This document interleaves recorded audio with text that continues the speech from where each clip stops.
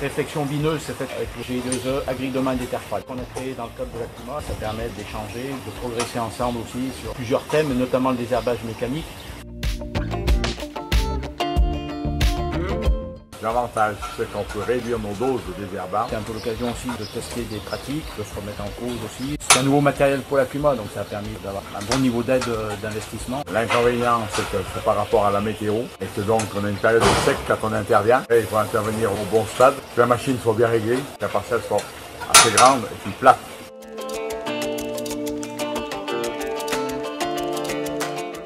L'avantage de la bineuse, elle sert principalement à désherber les cultures, par conséquent réduction des produits phytosanitaires et également à enfouir les intrants, donc l'engrais qu'on peut mettre dessus. Elle a aussi pas mal d'inconvénients.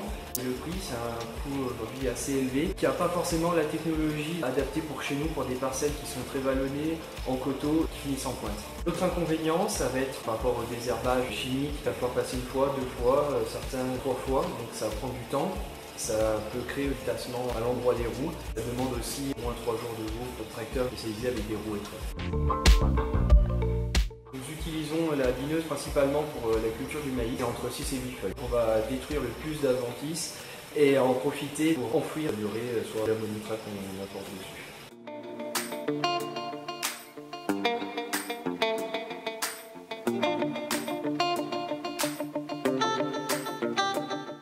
Alors, avantage et inconvénient de la RC-Tri.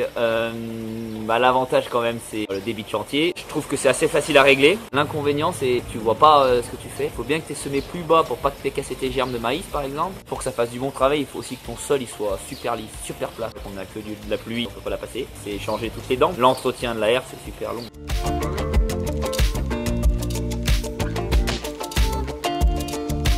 En céréales, j'y ai fait en prélevé, maïs pareil, donc 3 à 4 jours après semis, en ayant semé plus profond, 4 cm à peu près.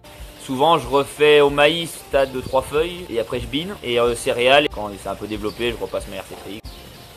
Tu as bien fait du bon boulot, mon blé il est propre.